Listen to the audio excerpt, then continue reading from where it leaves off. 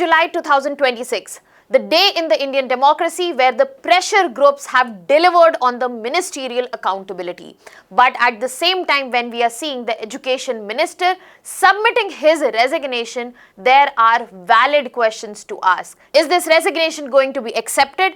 Second, are the pressure groups working in the right direction, and how this pressure group finally materialized into delivering something most important for a democracy, that is accountability.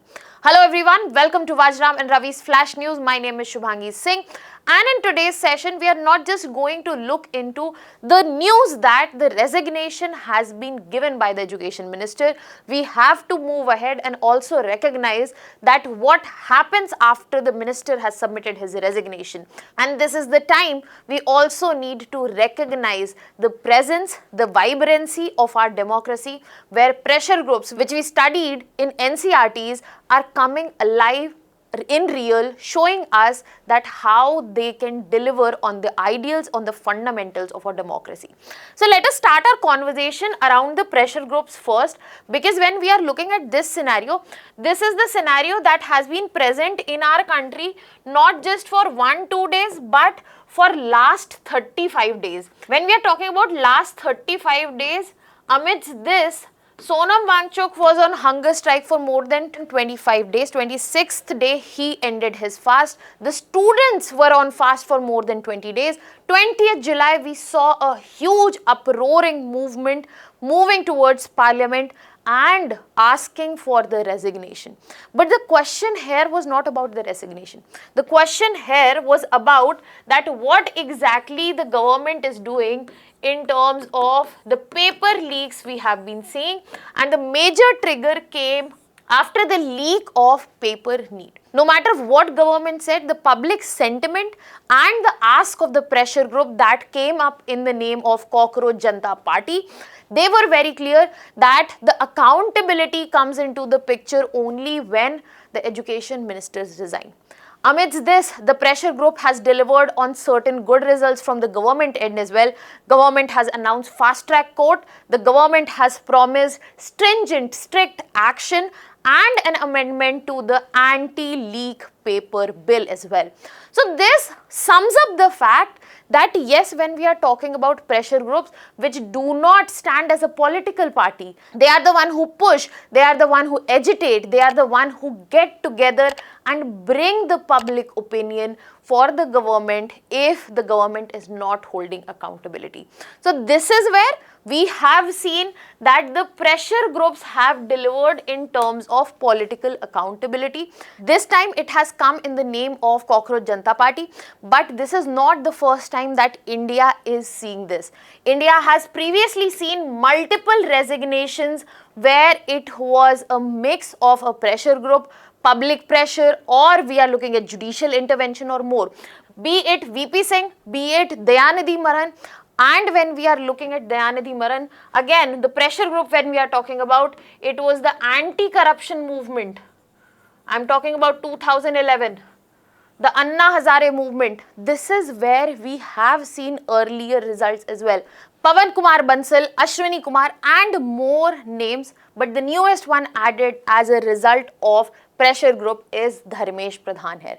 So what we are seeing clearly here, that whatever is the issue, it is gradually mobilized, and that mobilization turns into media attention. And once that is there, the political cost is being weighed, and finally it delivers on the accountability as well. It is not always, when we are looking at the example, that it was just pressure groups which have resulted in sustained public mobilization, but at the same time we can never deny that it has been combination of other things such as public protest, media scrutiny, opposition pressure, along with the mobilization that comes with pressure groups. Now, when we are talking about this situation, another bigger factor that we need to look into as of now, that the resignation has been given by the minister, that doesn't mean that the resignation has been accepted. That doesn't mean that the minister has left the post. So in this context, we also need to look into the constitutional provision, because just putting out the resignation, just like Dharmendra Pradhan has gone ahead and put out his resignation letter, that is not enough. Because when we are talking about Article 75, be it clause 1 or be it clause 2, it clearly, both of them in the combination say, first, the president appoints the union minister on the advice of the prime minister, and the minister holds the office during the pleasure of the president. That means if the resignation has been submitted by the given minister, it is not going to be addressed to the prime minister. It is going to be addressed to the president. And once president has to accept or deny it, that will be based on the advice of the prime minister. So all in all, it will be in the hand of prime minister, but it will not be addressed to him. And when we are looking at this situation, as of now, there has been no acceptance to it. So what we see usually in the practice, that the minister submits his resignation to the prime minister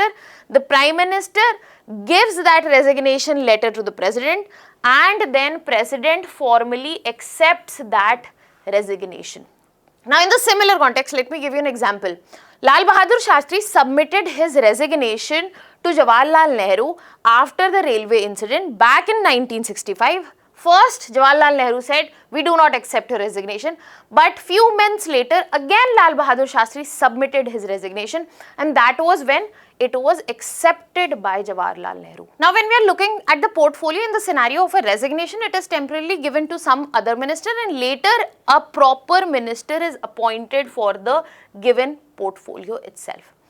Now, once we have understood the constitutional provision, we might understand that this is not the finality to the situation, but yes, ministerial accountability has come into the picture.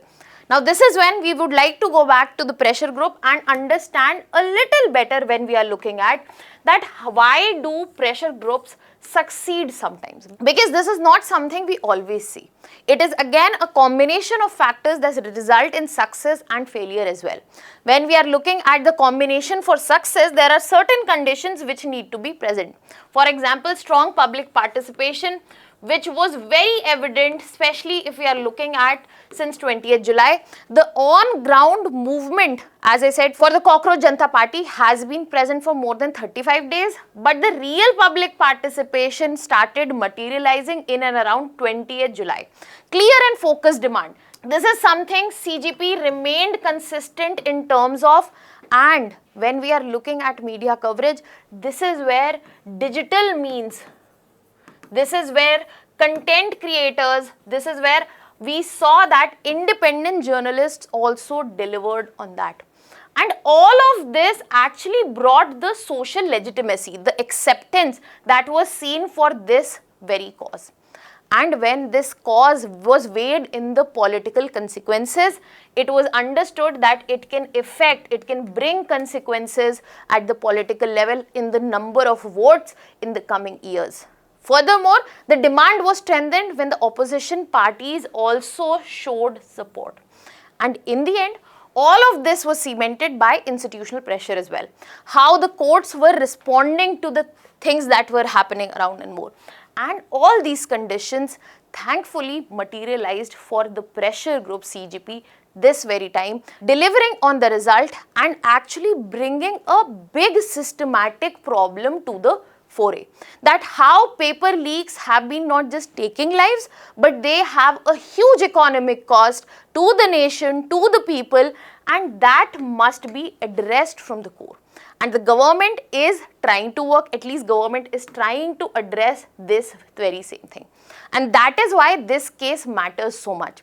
It is not just about the resignation, it is about the fact that when we are looking at multiple protests, they are usually ending with assurance, commitment, especially in the government, that is, this government is known not to respond, not to give resignation. This is where we saw that finally response is coming. And this movement not just achieved administrative reforms, disciplinary action, but also ministerial resignation has also come through, marking it one of the milestones when we are looking at the pressure groups, what they have achieved. Now, what are your thoughts on this? Let me know in the comment section. That was all from my side. Thank you so much.